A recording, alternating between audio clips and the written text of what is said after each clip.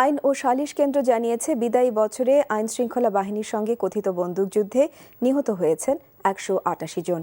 আর আইনশৃঙ্খলা বাহিনীর পরিচয়ে গুম ও অপহরণ করা হয়েছে ৬ জনকে। মানবাধিকার পরিস্থিতি ২০২০ নিয়ে আয়োজিত ভার্চুয়াল সংবাদ সম্মেলনে আরও জানানো হয়, বিদায়ী বছরে আইনশৃঙ্খলা বাহিনীর হাতে ২২২ জন নিহত হওয়ার অভিযোগ পাওয়া গেছে। এর মধ্যে বন্দুকযুদ্ধে নিহত হয়েছে ১৮৮ জন। এর মধ্যে মাদক বিরোধী অভিযানে নিহত হয়েছে ১১২ জন। আর আইনশৃঙ্খলা বাহিনীর হেফাজতে নিহত হয়েছেন ১১ জন। ভারতীয় সীমান্ত রক্ষী বাহিনী বিএসএফ এর গুলি ও নির্যাতনে বিদায়ী বছরে নিহত হয়েছেন ৪৯ বাংলাদেশি।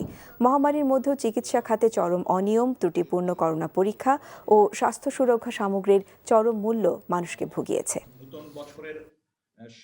দেশে এই অতিমারির সময়ও যেইভাবে হিউম্যান রাইটস ভায়োলেশনের ঘটনাগুলো ঘটছে সেটি অনেকটা নজিরবিহীন। শুধু যে উদ্বেগ দিয়ে আমরা এই শব্দটিকে ব্যবহার করে আমরা এটাকে বর্ণনা করতে পারবো, আমার কাছে সে বিষয়টি মনে হয় না। মানবাধিকারের যে পরিস্থিতি বিরাজিত, সেখানে দাঁড়িয়ে এক কথায় শুধু এটুকুই বলবো, প্রত্যাশা করব যে আগামী বছরটিতে যাতে আমাদের প্রতিবেদন রাষ্ট্রের দ্বারা যে ঘটনাগুলো ঘটছে সেগুলো আশা করছি ঘটবে না।